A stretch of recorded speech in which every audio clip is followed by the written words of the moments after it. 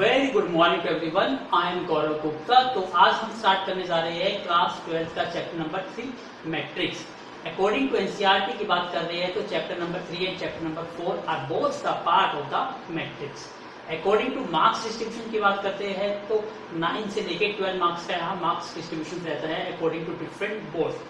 It means हम state board की बात करते हैं या सीबीएसई बोर्ड या आईसीएसई बोर्ड तो थोड़ा सा मार्क्स में डिस्ट्रीब्यूशन रहता है। अदरवाइज ये जो चैप्टर है ये मार्क्स स्कोरिंग चैप्टर है। रीजन इज फर्स्ट क्योंकि ये चैप्टर काफी इजी है तो हर एक स्टूडेंट्स का मेन फोकस किस पे रहता है, मैट्रिक्स पर ही रहता है।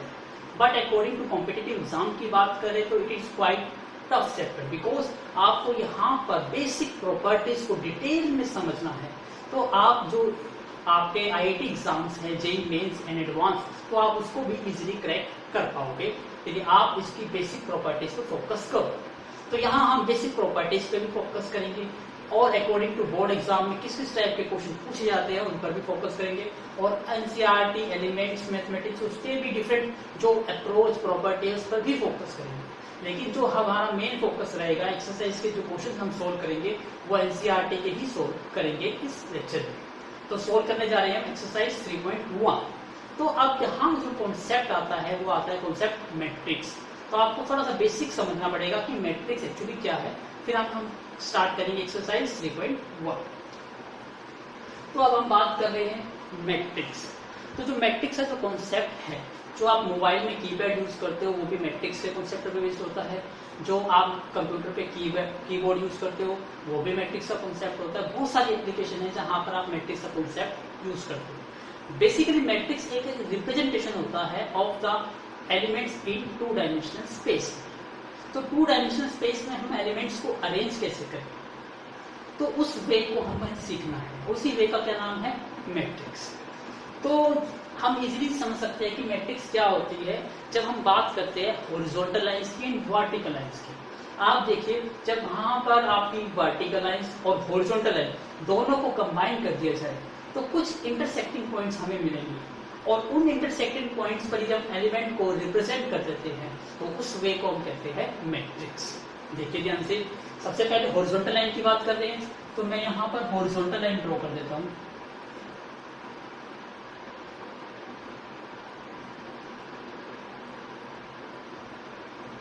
कितनी भी ड्रॉ कर सकते हो।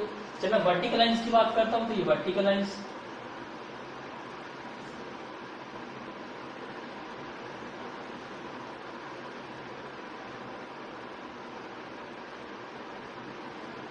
और मैंने दोनों को कंबाइन करा तो हमें कुछ इंटरसेक्टिंग पॉइंट्स मिले।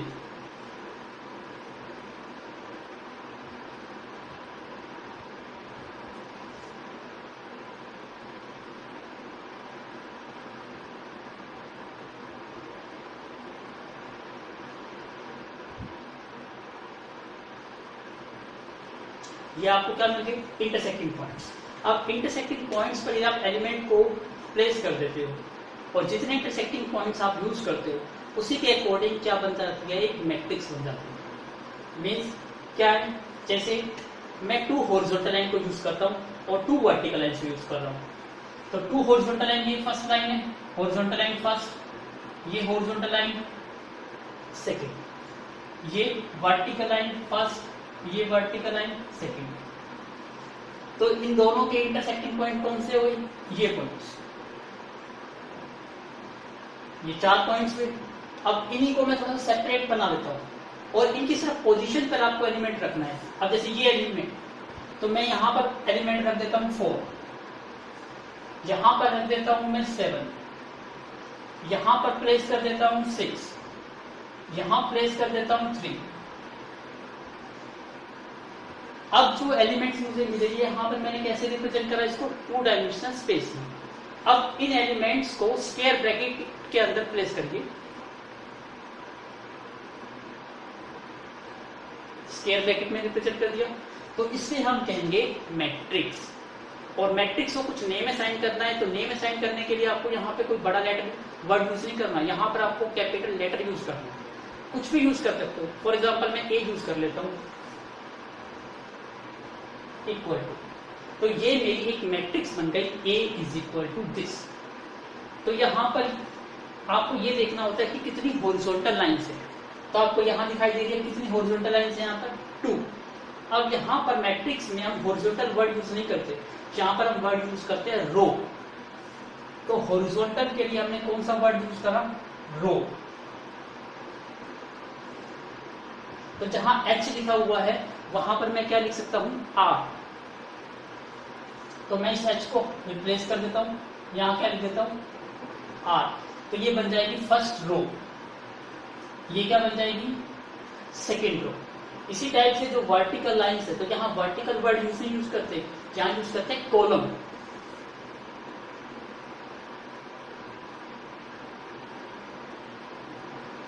कॉलम, तो यहां पर मैं अब V को रिप्लेस कर देता हूं, क्या लिख देता हूं, कॉलम का मतलब C, तो ये C1 और C2।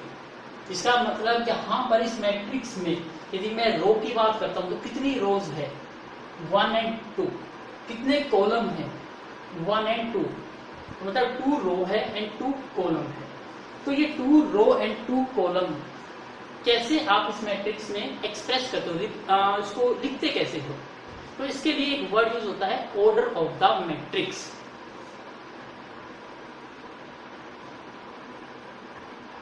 Order of the matrix, तो ऑर्डर ऑफ द मैट्रिक्स का मतलब होता है रो मल्टीप्लाई कॉलम। तो इससे ये पता चलता है हमें कि कितनी हमारे मैट्रिक्स में रो है एंड कितने कॉलम्स है। तो अकॉर्डिंग टू इसमें कितनी रोज है, 2, और कितने कॉलम यूज हुए, वो भी 2। तो इसका मतलब जो ये हमारी मैट्रिक्स है इसका ऑर्डर कितना है, 2 इंटू 2। अब ऑर्डर को लिखते कहां पर है मैट्रिक्स के, बिल्कुल राइट साइड पे कॉर्नर पे, यहां पर लिखते हैं 2 इंटू 2। तो this one is what, order of the matrix. इसके बाद आपको रिप्रेजेंट करना होता है उसके नंबर ऑफ एलिमेंट्स। तो नंबर ऑफ एलिमेंट्स कैसे निकाल सकते हो आप, नंबर ऑफ एलिमेंट्स आपको पता है कितने नंबर ऑफ एलिमेंट्स है, 4। और 4 तो आसानी से निकाल सकते हैं, इनकी मल्टीप्लाई कर दो, 2 इंटू 2। इसका मतलब row multiply column is equal to 2 into 2 is equal to 4। तो ये 4 क्या आ गया आपके नंबर ऑफ एलिमेंट्स। तो ऑर्डर को सोल्व कर दीजिए, वही आपको क्या दे देगा, नंबर ऑफ एलिमेंट्स। थर्ड हम बात करते हैं उनके एलिमेंट को एक्सप्रेस कैसे करते हैं, हम पता कैसे लगाए कि ये कौन सा एलिमेंट है। तो आपको ये देखना होता है कि ये एलिमेंट्स, पहले तो एलिमेंट को लिखते किससे, सिंबल से है। आपको पता है मैट्रिक्स को कैपिटल लेटर से रिप्रेजेंट करते हैं, तो उसके एलिमेंट्स को उसके स्मॉल लेटर से रिप्रेजेंट करते हैं। तो यहां पर मैं इसको किससे रिप्रेजेंट करूंगा, स्मॉल लेटर से, ए से। और यहां पर लिखा जाता है रो और कॉलम। तो सबसे पहले आप यहां पे रो लिखेंगे और फिर क्या लिखोगे, कॉलम। ये होता है उसके एलिमेंट को एक्सप्रेस करने का तरीका। क्या मतलब है, यहाँ पर ए तो आपको लिखना ही है। अब हम किसकी बात कर रहे हैं, मैं 3 की बात कर रहा हूं। तो ये 3 देखो कौन सी रो पर है, ध्यान से देखिए। ये एलिमेंट हमारा क्या है, 4, ये एलिमेंट 7, ये एलिमेंट 6 और ये एलिमेंट 3। तो 3 एलिमेंट कहां पर है, सेकंड रो में है, और कॉलम कौन से में है, सेकंड कॉलम में है। तो आप यहां पे क्या लिखोगे कि ये सेकंड रो में है और सेकंड कॉलम में है। तो आपसे ये पूछ रहे कि A22 बताओ क्या है, तो आप क्या देखोगे, 2 का मतलब है रो, सेकंड रो, आप सेकंड रो में जाओगे। फिर आप देखोगे कॉलम कौन से जाना है, 2, तो कॉलम 2 पे जाओगे, तो आपको एलिमेंट मिल जाएगा। तो A22 कितना हो गया आपका, 3। इसी टाइप से मैं आपसे कहता हूं कि आप ये बताइए मुझे A12, तो आप क्या करोगे, सबसे पहले फर्स्ट रो में जाओगे और फिर सेकंड कॉलम में। फर्स्ट रो ये है, फर्स्ट रो में गए और कॉलम सेकंड में, कॉलम सेकंड। तो इसका मतलब A12 क्या है आपका, 7। तो ये था छोटा सा बेसिक सा कॉन्सेप्ट कि मैट्रिक्स को कैसे रिप्रेजेंट करते हैं। आई होप आपको ये चीज समझ आई होगी। 1 बाय 1 कॉन्सेप्ट में आपको अकॉर्डिंग टू क्वेश्चन समझाता जाऊंगा। आप मैं क्वेश्चन नंबर 1 सॉल्व करेंगे एक्सरसाइज 3.1 का। तो please take a screenshot. Now look at the board. आप क्वेश्चन नंबर 1 सॉल्व करते हैं। A is equal to, it means A क्या है, मैट्रिक्स है, और ये देखो ये मैट्रिक्स के। तो क्वेश्चन में फर्स्ट पार्ट में क्या पूछा गया है, the order of the matrix. आपको पता है ऑर्डर क्या होता है, row into column. Order is what, row multiply column. Row पता है कितनी हॉरिजॉन्टल लाइन है, तो काउंट कर लीजिए। First horizontal line R1, second horizontal line R2, third horizontal line R3। कितनी रोज आई, 3। मल्टीप्लाई कॉलम, कितनी वर्टिकल लाइन है, 1, C1, इसको यहां लिख लेते हैं बल्कि, C1, C2, C3, C4, C1, C2, C3, C4, 4 आ गई। तो इसका मतलब कॉलम कितने आ गए, 4। तो ऑर्डर ऑफ द मैट्रिक्स क्या आ गया, 3 क्रॉस 4। फर्स्ट पार्ट का आंसर आ गया। अब आपसे पूछता है द नंबर ऑफ एलिमेंट्स। आपको पता है नंबर ऑफ एलिमेंट्स क्या है, ऑर्डर को सोल्व करना है। तो ऑर्डर आपका क्या है, 3 क्रॉस 4, और 3 क्रॉस 4 क्या होता है, 12। तो नंबर ऑफ एलिमेंट्स कितने आ गए, 12। थर्ड देखिए क्या कहा, राइट द एलिमेंट्स। और आपको पता है एलिमेंट्स को कैसे लिखते हैं, पहले रो और फिर कॉलम। इसका मतलब A13 का मतलब है first row and third column. तो फर्स्ट रो कौन सी है, ये रही। थर्ड कॉलम कौन सा है, ये रहा। तो एलिमेंट क्या आ गया आपका, 19। तो वैल्यू क्या पुट कर दोगे आप, 19। यदि आपको इसमें थोड़ी पजल हो जाते हैं तो आप लाइंस लगाइए, जहां पे लाइंस कट करेगी, इंटरसेक्ट करेगी, वही आपका क्या होगा, एलिमेंट होगा। देखिए यहां पर रखूंगा A21 मतलब सेकंड रो और फर्स्ट कॉलम। तो सेकंड रो पे लाइन लगाइए, सेकंड रो ये रहेगी। उसके बाद फर्स्ट कॉलम पे लाइन लगाइए, फर्स्ट कॉलम पे लाइन लगाइए। कहां पर इंटरसेक्ट कर रहा है, ये रहा इंटरसेक्टिंग। इसका मतलब एलिमेंट कौन सा हो गया आपका, 35। तो ये वैल्यू क्या आ गई, 35। तो इतना प्रोसेस करने की जरूरत नहीं है, आप डायरेक्टली देख सकते हो। A33 मतलब third row and third column. Third row कौन सी है, R1, R2, R3, third row गई। Third column first, second, third, इन दोनों को मिलाइए, कहाँ मिलता है, -5 पे। तो ये वैल्यू क्या आ गई, -5। सिमिलरली आपको करना है A24। 24 का मतलब second row fourth column. Second row ये रही, फोर्थ कॉलम ये रहा। कहां पर इंटरसेक्ट करेंगे ये, 12 पर।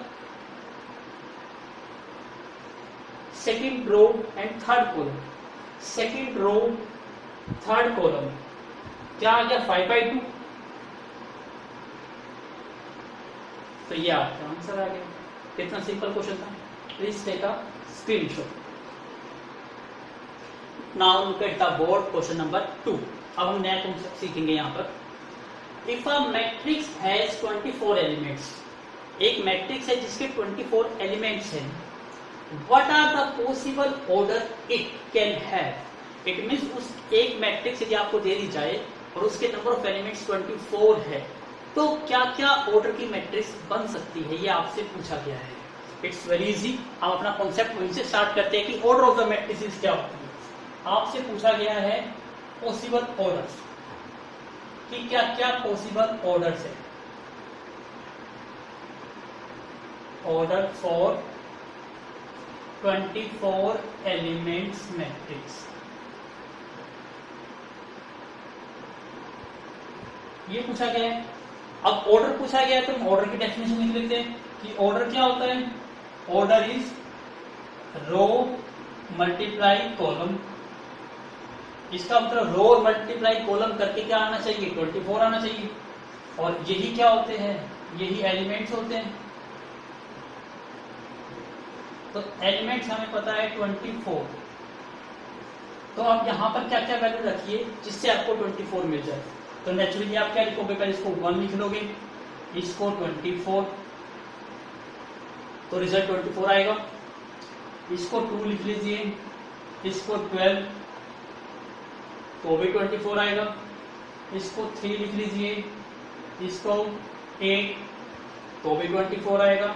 इसको 4 लिख लीजिए, इसको 6, तो भी 24। इसको 6 लिख लीजिए, इसको 4, तो भी 24, इसको 8 लिख लीजिए, इसको 3 तो भी 24, इसको 12 लिख लीजिए, इसको 2 तो भी 24, इसको 24 लिख लो, इसको 1 तो भी 24। इसका मतलब ये सारे पॉसिबल ऑर्डर्स हो गए। कितने हो गए? 1 2 3 4 5 6 7 8। तो answer is what? 8 possible order हम बना सकते हैं। ये आ गए आपके पॉसिबल ऑर्डर्स। इतना इजी था। इसी में इसने सेकंड में देखो क्या कहा आगे, what if it has 13 elements. अब यदि एलिमेंट्स 13 हो तो क्या होगा? तो पहले please take a screenshot now. अब इसमें क्या आ गया, अब एलिमेंट्स आपके कितने हैं? 13। तो अब हमें देखना है कि हमारे एलिमेंट्स क्या आने चाहिए? 13। तो मैं यहां लिख देता हूं एलिमेंट्स कितने होने चाहिए? 13। अब क्या क्या ऑर्डर हो सकता है? 1 into 13 हो सकता है, 13 into 1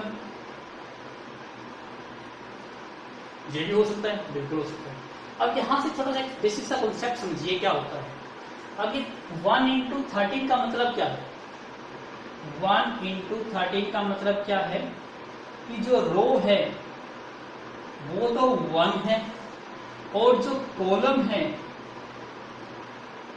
वो कॉलम कितने हैं? 13।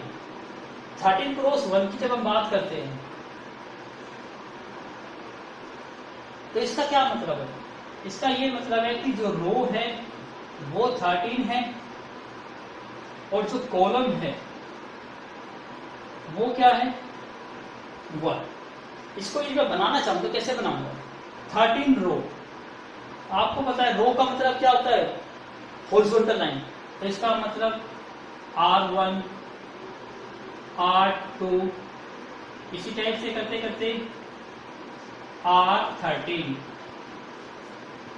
क्योंकि अब देखिए 13 रो गई, कॉलम कितने रखने हैं आपको? 1। तो एक ही लाइन आएगी आपकी। इसका मतलब ये आपके इंटरसेक्टिंग पॉइंट्स हो गए।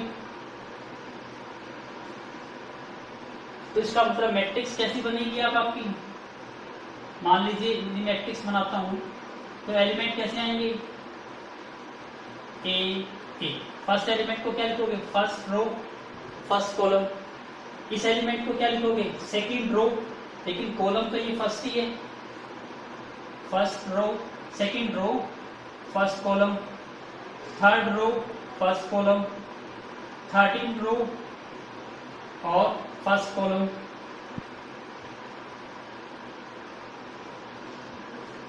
इस टाइप की मैट्रिक्स बनेगी। तो इस मैट्रिक्स को कहते हैं कॉलम मैट्रिक्स, क्योंकि देखो इसमें एक ही कॉलम है तो इसको कहेंगे हम कॉलम मैट्रिक्स। इसी टाइप से यदि हम इसको बनाए, इसमें आपको पता है कि एक रो है और कॉलम 13 है, तो ये मैट्रिक्स को आप कैसे लिखोगे? ऐसे करके ए ऐसे ऐसे करते हुए। ये फर्स्ट रो है और फर्स्ट कॉलम में है, ये फर्स्ट रो है और सेकंड कॉलम में है, ये फर्स्ट रो है और 13 कॉलम पे।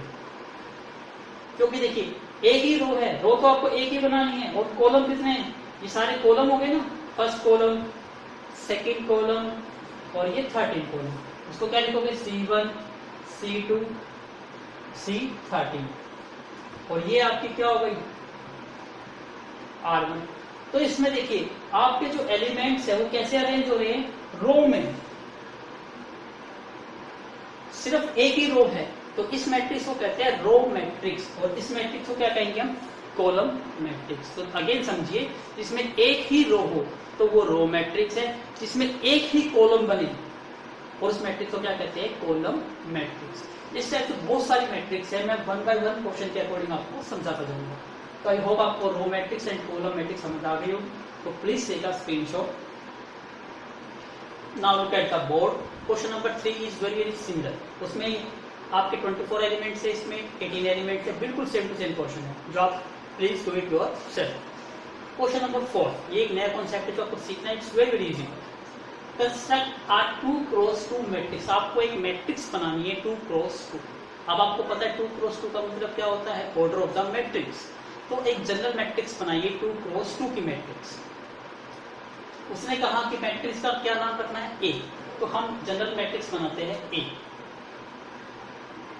आपको पता है मैट्रिक्स को कैसे लिखते हैं, स्क्वायर ब्रैकेट में, और उसके एलिमेंट्स को, यदि ए है तो उसके एलिमेंट्स को हम किससे रिप्रेजेंट करेंगे, स्मॉल ए से।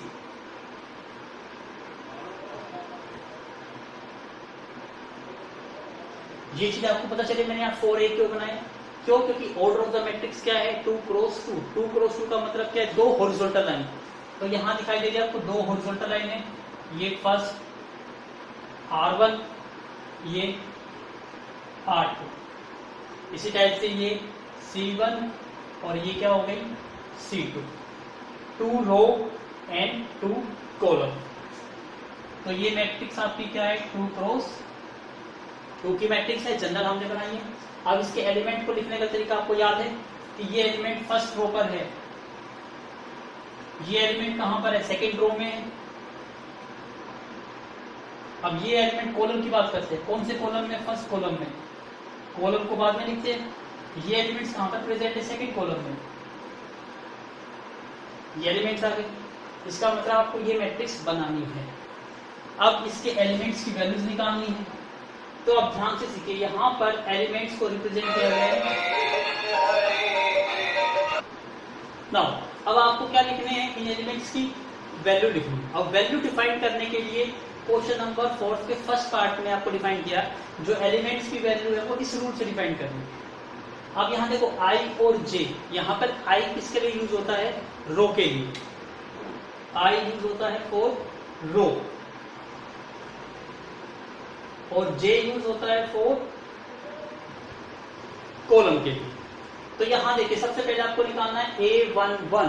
a11 का मतलब देखो यहाँ पे a11 मतलब i की वैल्यू को भी 1 रखना है और j की वैल्यू को भी आपको क्या रखना है, 1 रखना है। तो जहां भी आपको i मिले वहां पर क्या रखिए 1, और जहां j मिले वहां पर क्या रखिए 1, और उसको सिंप्लीफाई कर लीजिए, आपको उसकी वैल्यू मिल जाएगी।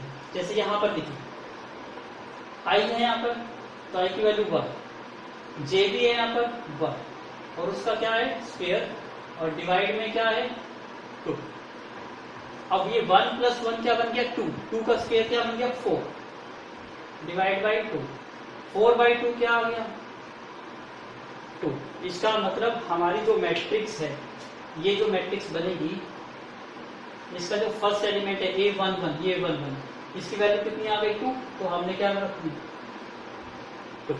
इसी टाइप से सेकंड की निकालिए a12 की, a12। इसका मतलब अब हमें क्या रखना है, i को 1 रखना है और j को 2 रखना है। पुट करिए i को 1 और j को 2 का स्क्वायर डिवाइड बाई 2।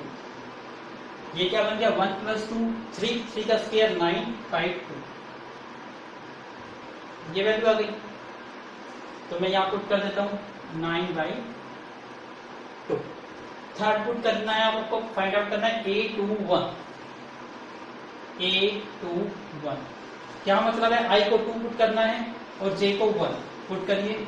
i को 2, j को 1 डिवाइड बाई 2, 2 + 1 3 का स्क्वायर 9/2। ये भी वैल्यू क्या आ गई, सेम 9/2 आ गई।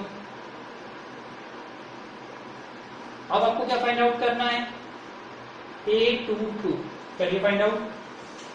a22 i को भी 2 पुट करना है, j को भी 2 पुट करना है, सोल्व करिए। ये क्या बन गया 2 + 2 4, 4 का स्क्वायर 16 डिवाइड बाई 2 कितना बन गया 8। तो ये आपका आंसर आ गया 8। तो चेक करते हैं answer. Yes, answer is absolutely correct. तो ये आपका करेक्ट आंसर। इस टाइप से क्वेश्चन में कुछ भी चेंज कर दिया जाए, आपसे सिर्फ ये चीज चेंज करने को कहेगा और आपसे डिफरेंट क्वेश्चन फाइंड आउट करने को।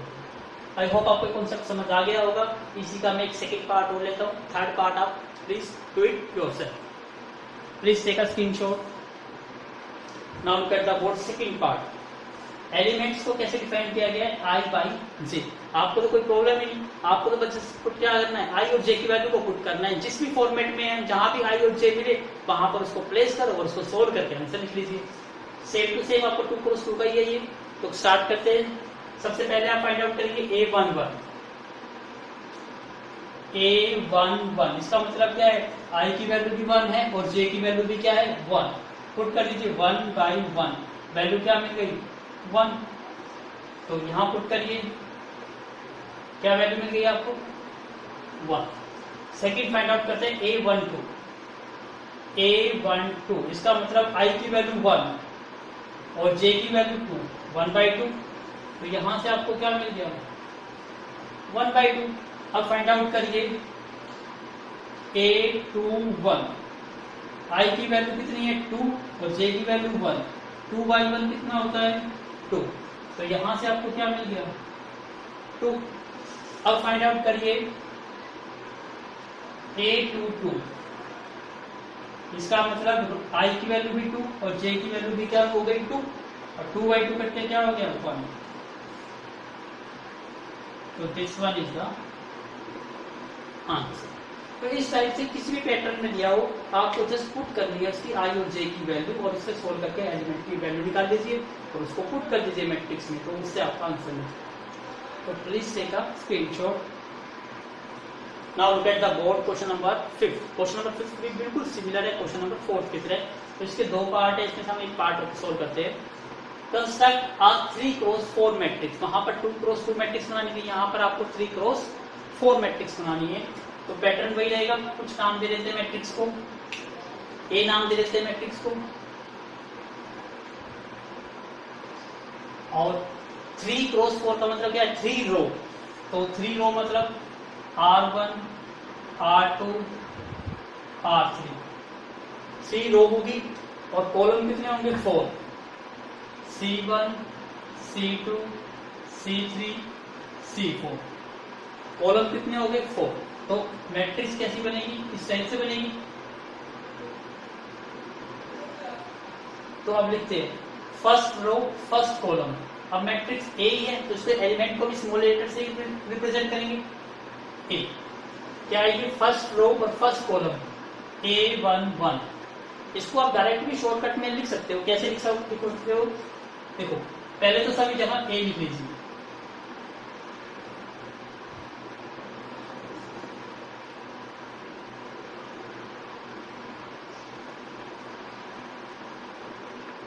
सभी जगह ये लिखा। अब ये देखिए फर्स्ट रो है तो आप यहाँ पे सब जगह 1 1 लगा दीजिए, 1 1 1। यहाँ 2 है तो यहाँ 2 लगा दीजिए, 2 2 2 2। ये 3 है तो ये 3 3 3 3। अब कॉलम के अकॉर्डिंग ये फर्स्ट कॉलम है तो यहाँ सब जगह 1 1 लगा दीजिए, क्योंकि पहले रो लिखते हैं फिर कॉलम लिखते हैं। सेकेंड कॉलम है यहाँ 2 लगा दीजिए। ये थर्ड कॉलम है तो 3 लगा देंगे हम यहाँ पर। और ये फोर्थ कॉलम है तो यहाँ क्या लगा देंगे 4। बन गई मैट्रिक्स। अब इन सब वैल्यू को आपको फाइंड आउट करना है। तो सबसे पहले यहाँ पे A11, इसका मतलब हमें यहाँ फाइंड आउट करना है A11। इसका मतलब आई की वैल्यू भी 1 है और जे की वैल्यू भी 1 है। अब यहाँ रखिए 1/2 एज इट इज। ध्यान दीजिए ये क्या है मॉडुलस। मॉडुलस का मतलब क्या है, कोई भी नेगेटिव वैल्यू आप इसमें रिजल्ट में आएगी तो वो क्या बन जाएगी पॉजिटिव वैल्यू। पुट करिए -3 आई की वैल्यू 1 पुट कर दी प्लस जे की वैल्यू 1। रिजल्ट क्या बन जाएगा ये 1/2 -3 + 1 माइनस के 2।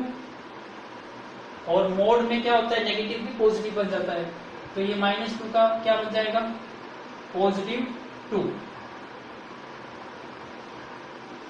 2 से 2 कैंसिल आउट तो वैल्यू क्या मिल गई आपको 1। इसका मतलब हमारी जो मैट्रिक्स बनेगी यहां पर एलिमेंट क्या आ जाएगा आपका 1। अब सेकेंड एलिमेंट निकालते हैं 1 2 1 2। इसका मतलब आई को 1 रखना है, जे को 2 रखना है। पुट करिए 1/2 मोड आई को क्या पुट करना है 1, तो 3 इंटू 1 3, और जे को पुट करना है 2, तो जे को पुट करा आपने 2, क्या बन जाएगा ये 1/2, -3 + 2 क्या बनेगा -1, और -1 का मोड क्या होगा +1 ही होगा, तो वैल्यू क्या आएगी 1/2, तो ये वैल्यू आ गई आपकी 1/2। इसी टाइप से थर्ड निकालते हैं, कौन सा A13, 1/2, आई की वैल्यू 1 और जे की वैल्यू क्या रखनी है वो 3, तो आई की वैल्यू 1, तो -3 इंटू 1 -3 प्लस जे की वैल्यू 3, -3 + 3 क्या हो गया 0, इसका मतलब ये वैल्यू क्या आ गया आपकी 0। अब नेक्स्ट निकालते हैं A14, पुट करिए 1/2, आई की वैल्यू 1 पुट करेंगे तो -3 प्लस जे की वैल्यू 4, ये क्या बन जाएगा 1/2, -3 + 4 1 + 1 का मोड +1 ही आएगा, तो रिजल्ट क्या बना आपका 1/2, तो ये क्या बन गया 1/2। आई होप आपको यहां तक समझ आ गया होगा। वैल्यू हम चेक करते हैं कि वैल्यू ठीक है करेक्ट है, यस, ये कॉलम हमारा बिल्कुल करेक्ट है। तो इसी टाइप से आप रिमेनिंग एलिमेंट्स फाइंड आउट कर सकते हो। मैं रिमेनिंग एलिमेंट्स लिख देता हूं 5/2, 2, 3/2, 1, 4, 7/2, 3, 5/2। तो रिमेनिंग एलिमेंट्स आप फाइंड आउट करके वेरीफाई कर सकते हो। This one is the answer. Please take a screenshot. Now look at the board, question number 6। Find the values of x, y and z की वैल्यू आपको फाइंड आउट करनी है। और यहाँ देखिए, यहाँ पर भी एक मैट्रिक्स है, यहाँ पर भी एक मैट्रिक्स है, बीच में साइन क्या है इक्वल। इसका मतलब यहाँ पर हम एक नया कॉन्सेप्ट सीखेंगे, इक्वालिटी ऑफ अ मैट्रिक्स। यदि दो मैट्रिक्स इक्वल है तो what will be the condition. तो मैं एग्जांपल लेके समझाता हूँ आपको। लेट मैं एक मैट्रिक्स ले लेता हूँ A, और दूसरी मैट्रिक्स का नाम ले लेता हूँ B। और यदि A मैट्रिक्स और B मैट्रिक्स इक्वल है तो क्या उनके लिए कंडीशन होगी। A मैट्रिक्स में लेट कर लेता हूँ A11, A12, A21, A22, ये हमारी A मैट्रिक्स है। इसी टाइप से मैं B मैट्रिक्स ले लेता हूँ B11, B12, B21, B22। तो ये दो मैट्रिक्स इक्वल है तो उनके कोरस्पोंडिंग, उनके सेम पोजीशन वाले एलिमेंट्स आपस में इक्वल होंगे। दोबारा समझिए, जब सेम पोजीशन वाले एलिमेंट्स इक्वल है तभी मैट्रिक्स क्या बन सकती है इक्वल। इसका मतलब A is equal to B है, देन क्या होगा उस केस में सेम पोजीशन वाले एलिमेंट्स इक्वल होंगे। देखो तो ये पोजीशन क्या है 1 1, तो ये 1 1 वाले के ही इक्वल होगा। इसका मतलब A11 शुड भी किसके इक्वल होना चाहिए B11 के। इसी टाइप से A12, ये पोजीशन वाला एलिमेंट इस पोजीशन वाले के इक्वल होगा B12। A21 किसके इक्वल होगा B21 के, और A22 किसके इक्वल होगा B22।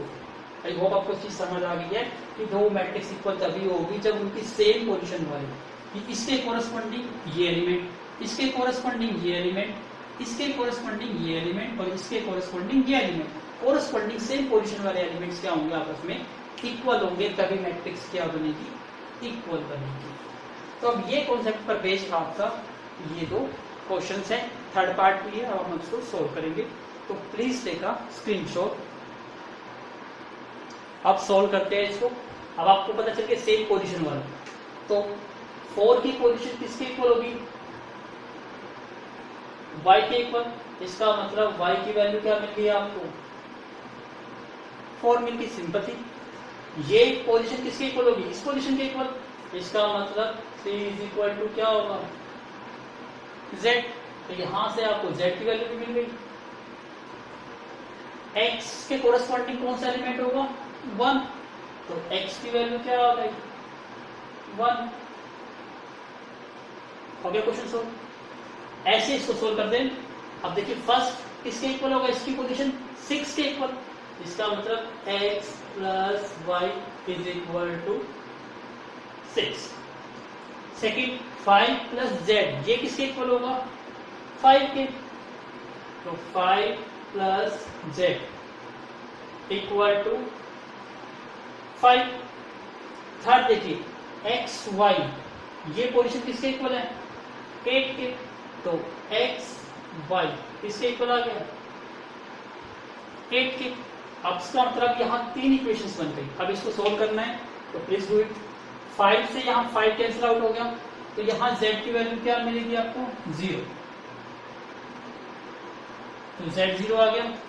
अब यहाँ पे x plus Y equal to 6 है और x वाई इक्वल टू 8, तो किसी एक की वैल्यू निकाल लीजिए। यहाँ से हम y की वैल्यू निकाल लेते हैं। y इज इक्वल टू क्या हो जाएगा? 6 माइनस x, और यहाँ पुट कर दीजिए x as it is. y की वैल्यू क्या आ गई? 6 minus x is equal to 8। इसको सिंप्लीफाई करिए। 6x minus X square is equal to 8। इन सबको राइट साइड पे ले जाइए। एक्स स्क्वेयर माइनस के 6x प्लस के 8 फैक्टर कर लीजिए इसके। एक्स स्क्वेयर माइनस के 4x माइनस के 2x प्लस के 8। x कॉमन आउट हो गया। x minus 4 minus 2 common out हो गया। x माइनस 4, तो x माइनस 4 और x माइनस 2 इक्वल टू 0। तो x की वैल्यू एक क्या आ गई? 4, और एक वैल्यू क्या आ गई? 2। अब x की एक वैल्यू 4 और 2, y की वैल्यू निकाल लीजिए कोरस्पॉन्डिंग। y क्या है? 6 माइनस x। तो जब हम x की वैल्यू को 4 लेते हैं, 4 पुट करिए तो y की वैल्यू क्या मिलेगी आपको? 2। जब x की वैल्यू को हम 2 लेते हैं तो y की वैल्यू क्या मिल रही है हमें? 6 माइनस 2, 4। दोनों वैल्यू मिली हमें। तो x की वैल्यू ये ली, y की वैल्यू ये ली, और z की वैल्यू आपको दोनों ही केस में क्या मिलेगी? 0 इक्वल टू 0। इसका मतलब ये आपके दो आंसर आएंगे इसके। z की वैल्यू 0, x की वैल्यू 4, y की वैल्यू 2। सेकेंड आंसर आएगा z की वैल्यू 0, x की वैल्यू 2, y की वैल्यू 4। चेक करते हैं answer. Please take a screenshot. Yes, answer is absolutely correct. Please take a screenshot. Now look at the board. 6 का third part solve करते हैं। First element first के equal, क्या result मिलेगा आपको? x plus Y plus Z equal to 9। Second क्या है? x plus Z, x plus Z equal to 5। Third है y plus Z equal to 7। अब इसको सोल्व करना काफी इजी है। इसको इसमें पुट कर दीजिए। x प्लस जेड की वैल्यू कितनी है? 5। तो x प्लस जेड की वैल्यू को क्या रखेंगे हम? 5। तो यहाँ क्या रह जाएगा? 5 प्लस वाई इक्वल टू 9। तो यहाँ से y की वैल्यू निकाल लीजिए। 9 माइनस 5, आंसर कितना आ गया? 4। इसी टाइप से आप इस वैल्यू को पुट कर दीजिए इसमें। y प्लस जेड, तो क्या रह जाएगा? x plus y plus Z की वैल्यू कितनी है? 7 इक्वल टू 9। तो x की वैल्यू क्या आ गई? 9 माइनस 7, 2। अब आपके पास x की भी आ गई और y की भी आ गई। तीनों को इसमें पुट कर दीजिए। x की वैल्यू 2, y की वैल्यू 4, z की वैल्यू आपको निकालनी है इक्वल टू 9। तो ये 6 प्लस z इक्वल टू 9। तो z की वैल्यू क्या आ गई? 9 माइनस 6, 3। तो आपका आंसर क्या आ गया? z equal to 3। यहाँ से वैल्यू आ गई x की वैल्यू 2, और यहाँ से y की वैल्यू क्या आ गई? So this one is the answer. Please take a screenshot. Now look at the board question number 7. ये भी बिल्कुल सेम टू सेम है. Find the value of A, B, C, D. बिल्कुल सेम टू सेम इक्वेट करते हैं. First element first के equal, इसका मतलब क्या आ गया? A minus B equal to -1. Second element 2A minus B किसके इक्वल आ गया? 0 के. थर्ड क्या है? 2A प्लस सी किसके इक्वल? 5 के इक्वल आ गया. फोर्थ किसके इक्वल आ गया? 3C प्लस डी किसके इक्वल है? 30. तो सबसे आसान देखते हैं. सबसे पहले वैल्यू क्या बन सकती है? 0 से. इसको सोल्व करते हैं तो क्या बन जाएगा? 2A is equal to be. अब इस वैल्यू को इसमें पुट कर दो, यहां से वैल्यू निकल जाएगी. A as it is minus में B, और B की वैल्यू कितनी है? 2A is equal to -1. A minus 2A minus A equal to -1. Negative से नेगेटिव कैंसिल आउट, तो A की वैल्यू क्या आ गई? 1. अब A की वैल्यू को यहां से यहां पुट कर दीजिए. 2 इंटू 1, तो B की वैल्यू क्या आ गई? 2 आ गई. अब आपको किसकी वैल्यू निकालनी है? यहां देखो. अब इस A वैल्यू को यहां पुट कर दीजिए. क्या वैल्यू आ जाएगी? 2 into 1, 2 plus C equal to 5. तो C की वैल्यू यहां से क्या आ गई? 5 माइनस 2 C. तो C की वैल्यू आपको यहां से 3 मिल गई. अब C की वैल्यू को यहां पुट कर दीजिए. C की वैल्यू 3, तो 3 into 3 plus D is equal to 13. तो ये 9 plus D is equal to 13. तो D की वैल्यू कितनी आ गई? 13 माइनस 9 4. तो D इज इक्वल टू 4. तो this one is the answer. बिल्कुल क्वाइट इजी था. तो प्लीज टेक अ स्क्रीनशॉट. तो get the board question number 8. MCQ है. एक मैट्रिक्स है, कोई भी मैट्रिक्स है, उसका ऑर्डर देखो n क्रॉस n है. ये कहता है इज अ स्क्वायर मैट्रिक्स. तब जब ये इनमें से कौन सा ऑप्शन होगा? स्क्वायर का मतलब होता है जिसमें नंबर ऑफ रोज और नंबर ऑफ कॉलम क्या हो? इक्वल हो. फॉर एग्जांपल जैसे मैं ये बनाता हूँ 2 4 6 8. इस मैट्रिक्स का ऑर्डर कितना है? 2 इंटू 2. क्योंकि इसमें 2 रो है और 2 ही क्या है?